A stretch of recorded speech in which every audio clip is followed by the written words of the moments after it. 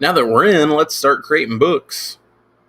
So when you log in, this will be your dashboard. And if you've never made any books before, it'll be blank like this. So from here, you can actually start creating the books in your library. And before you start, you probably should know that you can get 40 books.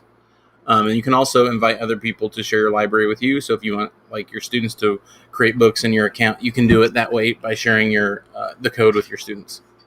So when you create your first book, you're going to click up here where it says new book. And that will take you to the book shape templates. So you have portrait, square, and landscape. And then you have the same shapes, comic book style, where you can use multiple pictures. I'm going to start by selecting portrait. And you'll see that when you do this, it just brings up a blank page. There are a lot of different elements you can add to a book, and most of those things will come from hitting this plus button up here. You can start putting in things like pictures from your webcam. You can write on here directly with a pen, with the pen shape.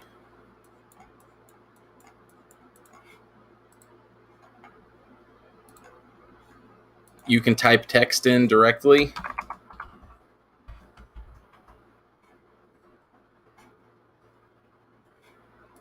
You can even embed audio to play in your book.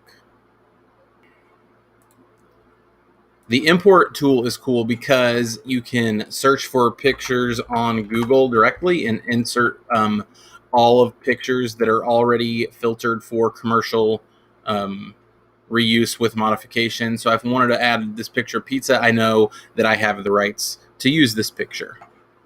Also inside of import, you can add things like maps. If you want to embed files from your computer, if you want to insert something from your Google Drive, you just have to connect your drive, and then you can put pictures and videos that are in your drive.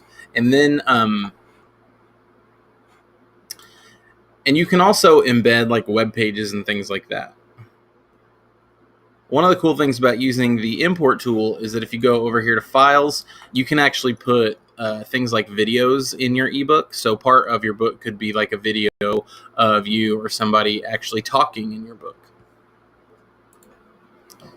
While you're editing your book, if you want to go on to the next page, you just hit this button over here to flip, and then that'll take you from your title to pages 2 and 3.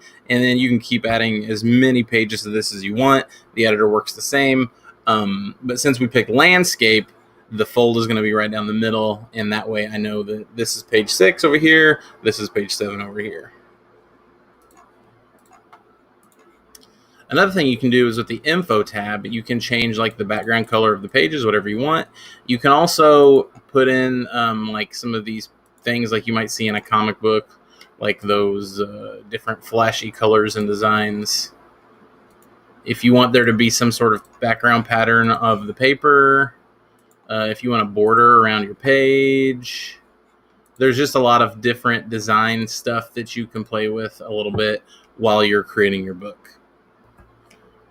So I've actually gone in and just created a short little book here called The Great Pizza Adventure, and you'll see that I use text for a title. I put the pizza in there for my title page, and I'm going to go to the next page, and my first page is an audio page, so I'm going to play that.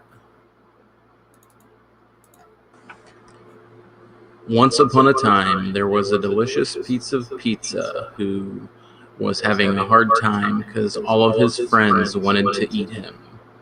So there's page 1, and then I have page 2.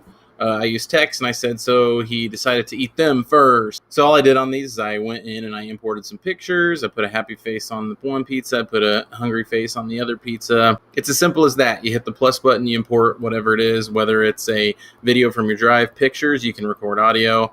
All that stuff pops right in. You will have super cool looking ebooks just like that.